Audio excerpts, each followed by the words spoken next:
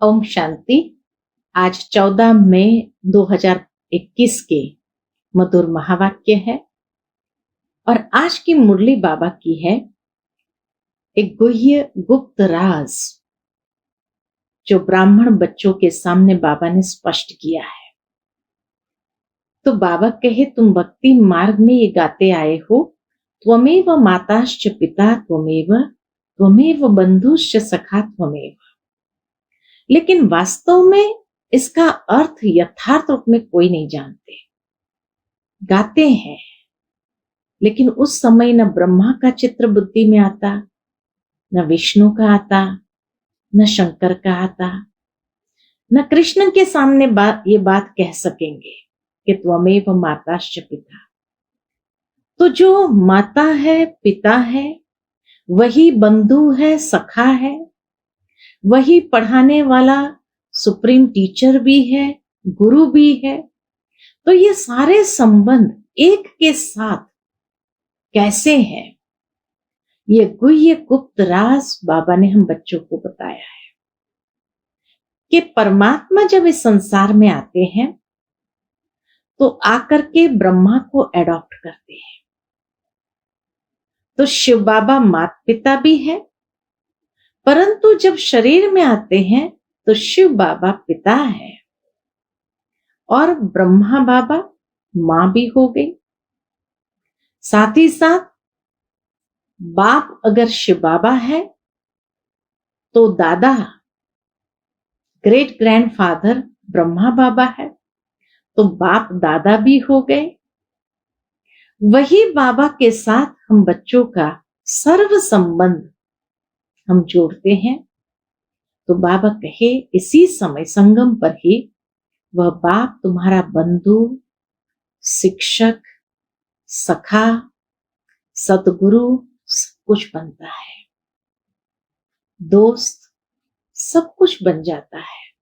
तो ये गुह्य गुप्त राज हम बच्चों के सिवाय दुनिया में मनुष्य भले गाते हैं लेकिन जानते नहीं है। तो सुनते हैं बाबा के मधुर महावाक्य। ओम शांति। मीठे बच्चे, अभी तुम शूद्र घराने से निकल ब्राह्मण घराने में आए हो। बाप ने ब्रह्मा मुख से तुम्हें एडॉप्ट किया है, तो इसी खुशी में रहो। प्रश्न है, कौन सा गुह्य राज ब्राह्मण कुल वाले बच्चे ही समझ सकते हैं? उत्तर है, निराकार शिव बाबा हमारा पिता है और ये ब्रह्मा हमारी माता है। निराकार भगवान कैसे माता पिता बंधु सखा बनते हैं, ये गुह्य गुप्त राज ब्राह्मण कुल के बच्चे ही समझ सकते हैं। इसमें भी जो दैवी कुल में उच्च पद पाने वाले हैं वही ये राज यथार्थ रीति समझेंगे। ओम शांति।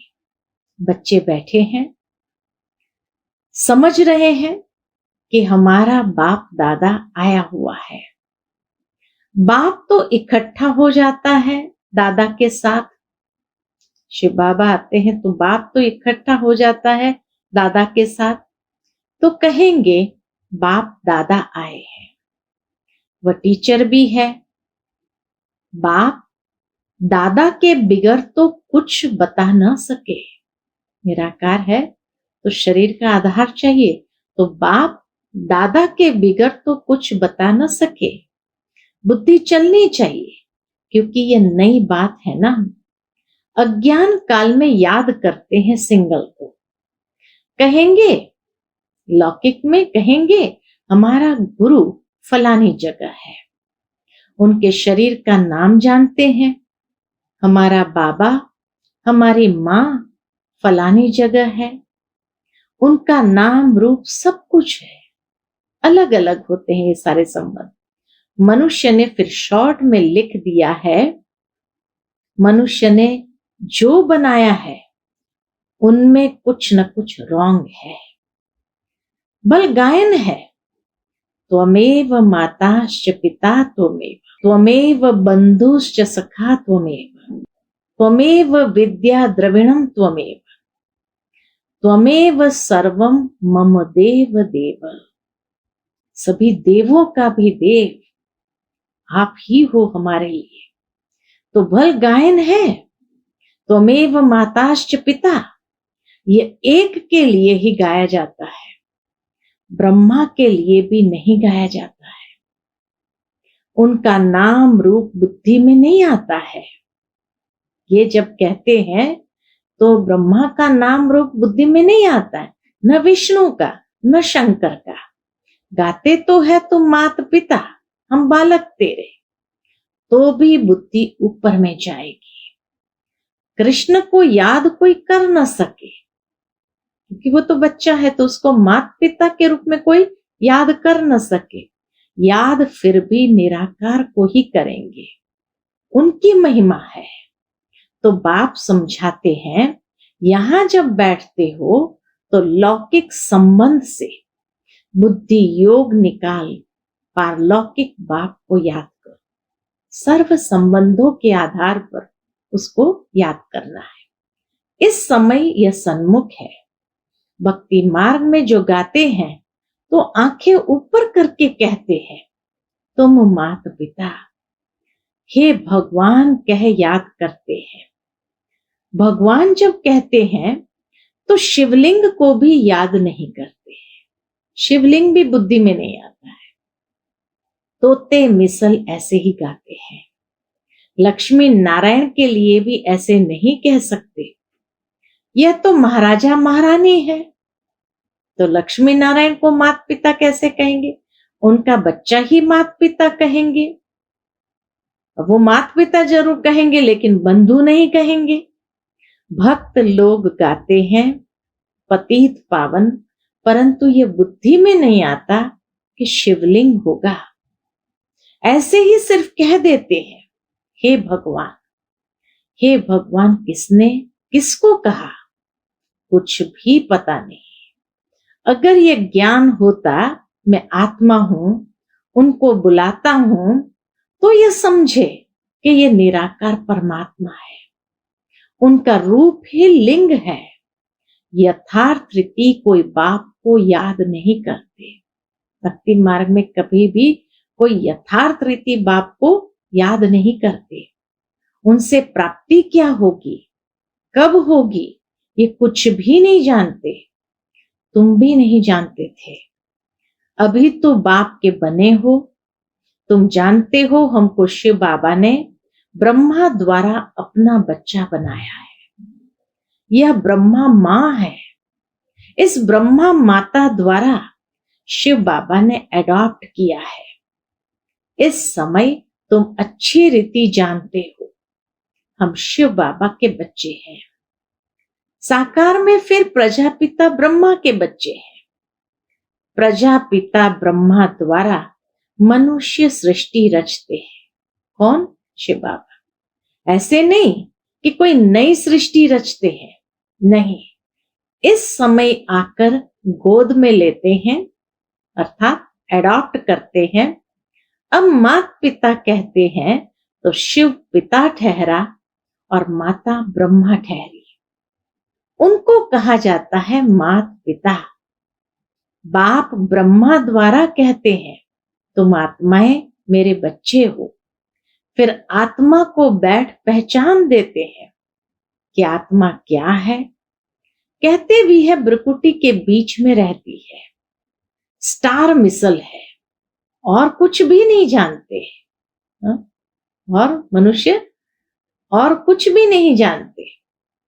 यह कह न सके कि आत्मा 84 जन्म भोगती है। आत्मा शरीर द्वारा पाठ बजाती है। भिन्न भिन्न नाम रूप देश काल से आत्मा एक शरीर छोड़ती है तो सारा परिवार ही बदल जाता है। जहां जाकर के दूसरा जन्म लेते वो परिवार हो गया। कोई अडॉप्ट करते हैं तो परिवार ही बदल जाता है। माता पिता जिससे जन्म लिया उनको भी जानते हैं, फिर जो अडॉप्ट करते हैं उनके घर का बन जाते हैं। यहां तुम शूद्र घराने से निकल अब ब्राह्मण घराने में आए। बाबा ने भी एडॉप्ट किया, तो शूद्र घराने से निकल ब्राह्मण घराने में आए हो। ब्रह्मा तन से तुमको एडॉप्ट किया, तुम तो ब्राह्मण कुल में आ गए। ये बातें शास्त्र में नहीं लिखी जा सकती, ये समझाया जाता है, लिखने से कोई समझते नहीं। अभी तुम बच्चे ही जानते हो हम परमपिता परमात्मा की संतान बने हैं। यह हो गई मां, ब्रह्मा हो गई मां। ब्रह्मा को प्रजापिता ही कहते हैं। इस द्वारा तुम बच्चों को एडॉप्ट करता। ये कितनी गुप्त बात है कि एक तरफ ब्रह्मा पिता भी है, प्रजापिता भी है, और एक तरफ उनके द्वारा एडॉप्ट करते तो माता भी है। सिवाय सन्मुख के कोई समझ ना सके, समझेंगे भी वह जो इस ब्राह्मण कुल के होंगे, दैवी कुल में ऊंच पद पाने वाले होंगे, वही समझेंगे। नए किसकी बुद्धि में ये बातें बैठेगी नहीं, कंफ्यूज हो जाएंगे, न बुद्धि में बैठेगा न किसको समझा सकेंगे। तुम्हारे में भी नंबरवार पुरुषार्थ अनुसार है, जिनकी बुद्धि में बैठता है। गाया जाता है त्वमेव माताश्च पिता त्वमेव, याद किया जाता है शिव बाबा। फिर कहते हैं तुम मात पिता, एक बाप फिर मात पिता कैसे? यह बातें और कोई समझा ना सके। जैसे शास्त्र में व्यास ने जो लिखा है वह मनुष्य ने कंठ कर लिया, गीता को बैठ कंठ कर लिया। वैसे तुमको भी कहेंगे, तुमको कोई ने बताया है, तुमने कंठ कर दिया है। नए मनुष्य के लिए समझना बड़ा मुश्किल है। यहां रहने वाले भी कोई किसको इतना भी समझा नहीं सकते। तुम आत्मा हो, तुम्हारा बाप परमपिता परमात्मा है। वह बेहद का बाप ही बेहद का वर्षा देते हैं।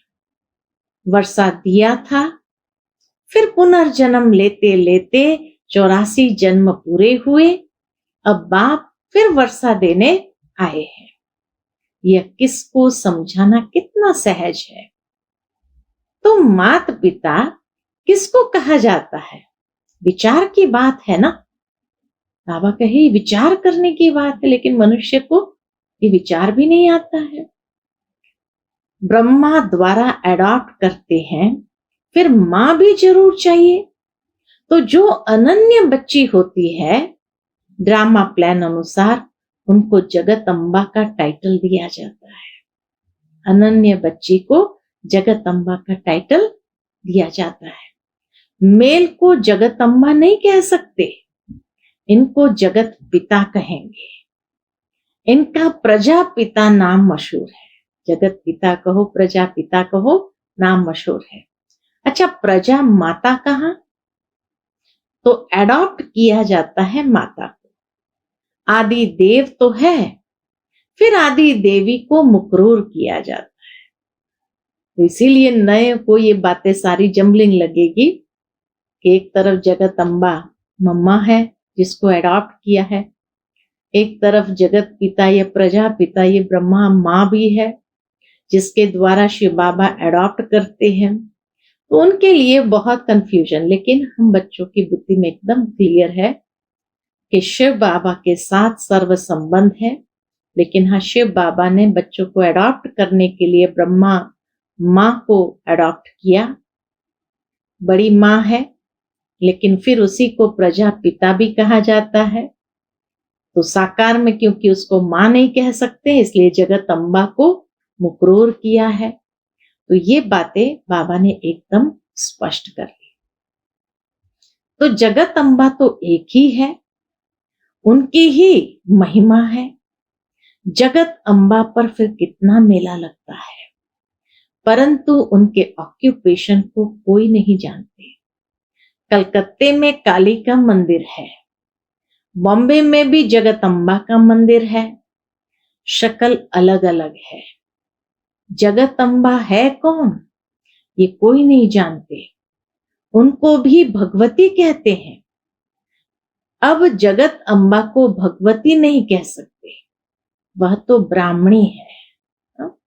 ब्रह्मा मुख से वो भी एडॉप्टेड ब्राह्मण कुल की है, तो ब्राह्मणी है, ज्ञान ज्ञानेश्वरी है, उनको बाप से ज्ञान मिला है। तुम सब जगत अम्बा के बच्चे हो, ज्ञान सुनकर फिर सुनाते हो। तुम्हारा धंधा ही यह हुआ। तुमको ईश्वर पढ़ाते हैं, कोई मनुष्य नहीं पढ़ाते हैं। यह ब्रह्मा भी तो मनुष्य है। मनुष्य कोई को भी पावन बना नहीं सकते। मनुष्य की बुद्धि इतनी डल हो गई है जो कुछ भी समझते नहीं है। पतित पावन तो एक ही बाप है, वह आते ही है पतितों को पावन बनाने। ये सारी दुनिया तमो प्रधान है, सब पतित है। नई दुनिया पावन, पुरानी दुनिया पतित। पुरानी दुनिया में है नरकवासी, नई दुनिया में है स्वर्गवासी।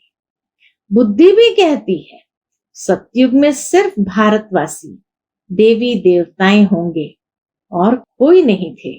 अभी तुम बच्चों को यह ज्ञान मिला है। नई दुनिया में पहले सूर्यवंशी देवता थे, फिर चंद्रवंशी हुए, तो सूर्यवंशी पास्ट हो गए। चंद्रवंशी के बाद फिर वैश्यवंशी आते हैं। बरोबर लक्ष्मी नारायण का राज्य था। अच्छा, उनके आगे क्या था ये कोई समझ न सके। तुम बच्चों को बाप ने चक्र का राज समझाया है। द्वापर में है वैश्यवंशी, कलयुग में होते हैं शूद्रवंशी। अभी तुम जानते हो हम ब्राह्मण बने हैं। तुमको बाप ने अपना बनाया है, अर्थात शूद्र धर्म से देवता धर्म में ट्रांसफर किया है।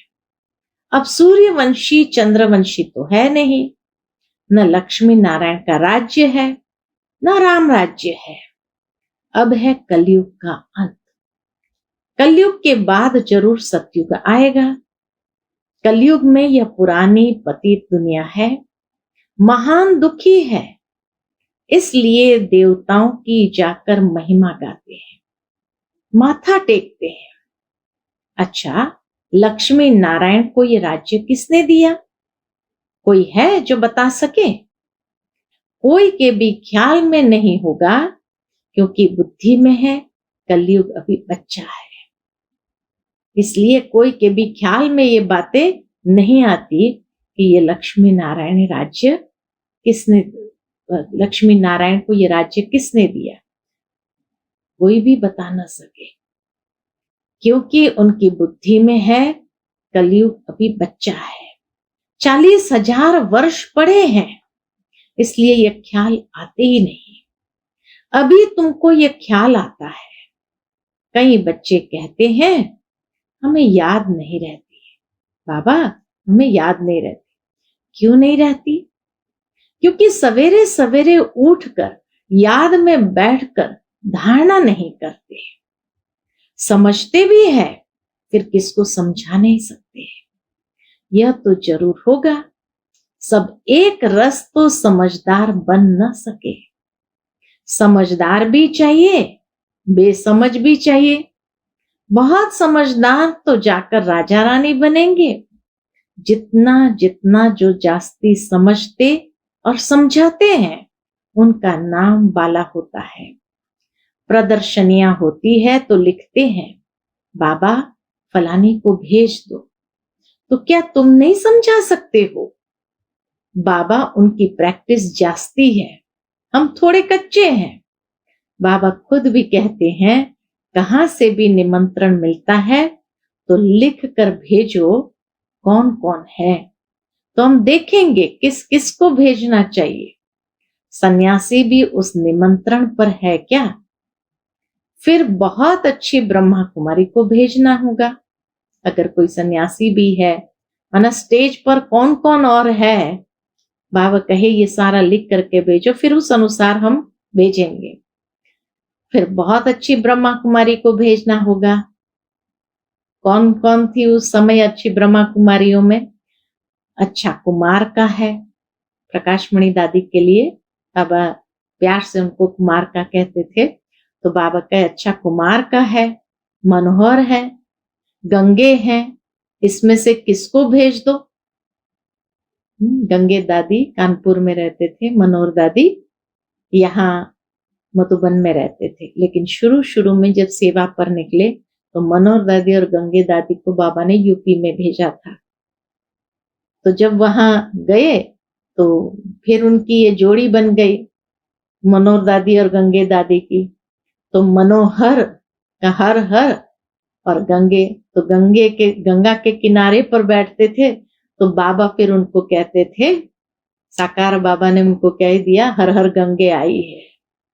मनोहर का हर, तो हर हर गंगे दोनों पधारी है। तो इसमें से किसको भेज दो?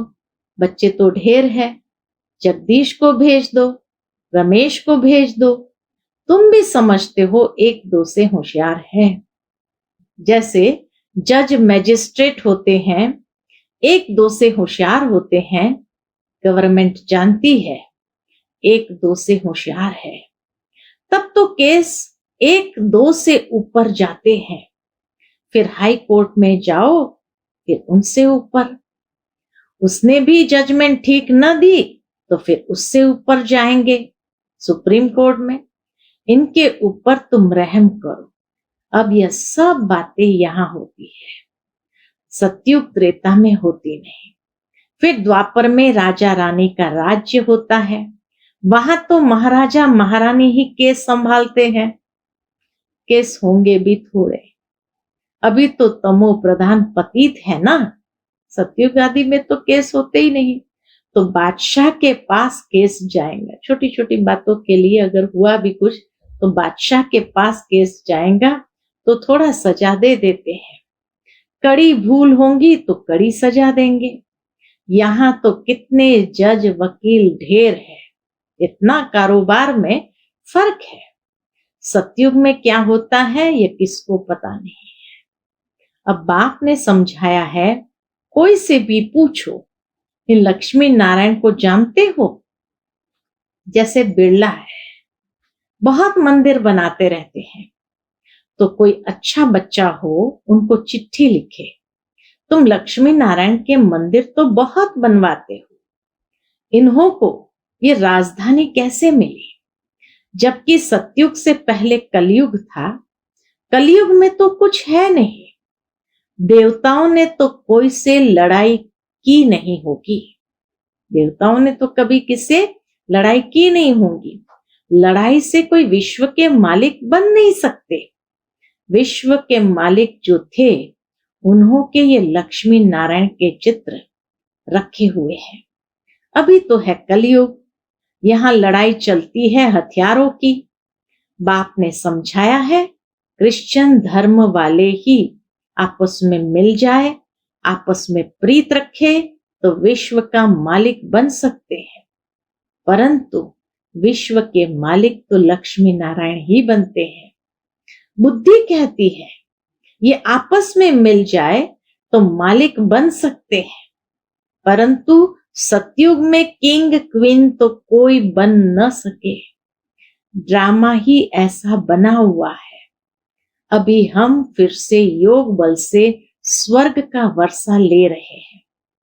तुम बता सकते हो, कल्प पहले भी संगम पर बाप से पद पाया है, 84 जन्म पूरे हुए, फिर से वर्षा ले रहे हैं। अब 84 जन्म पूरा करके फिर से वर्षा ले रहे हैं।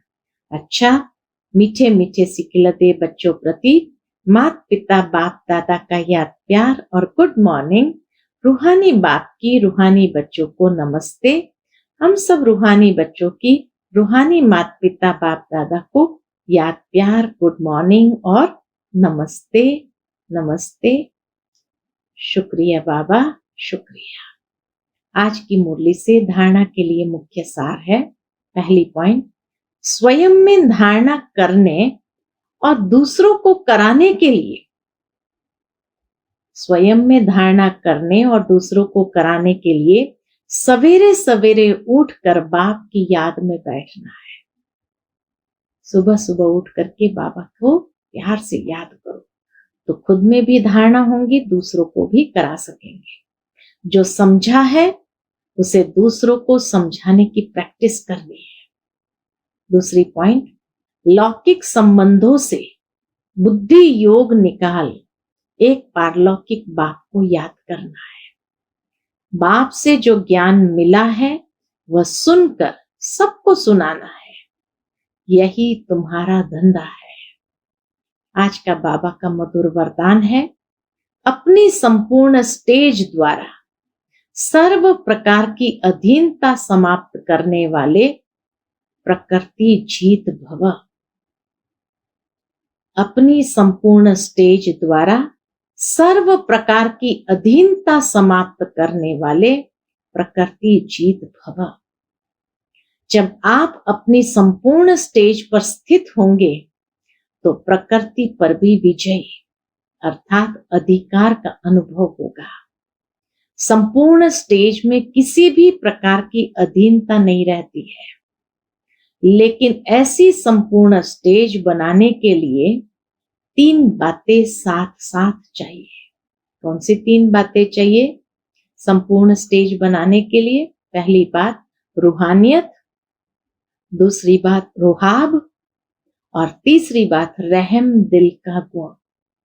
तो रूहानियत, रुहाब और रहम दिल का गुण, जब ये तीनों बातें प्रत्यक्ष रूप में, स्थिति में, चेहरे में व कर्म में दिखाई दे, तब कहेंगे अधिकारी व प्रकृति जीत आत्मा। रूहानियत, रुहाब और रहम दिल, जब ये तीनों बातें प्रत्यक्ष रूप में, स्थिति में, चेहरे में व कर्म में दिखाई दे, तब कहेंगे अधिकारी व प्रकृति जीत आत्मा। आज का स्लोगन है, श्रीमत की लगाम मजबूत है तो मन रूपी घोड़ा भाग नहीं सकता। श्रीमत की लगाम मजबूत है तो मन रूपी घोड़ा भाग नहीं सकता। अच्छा, ओम शांति।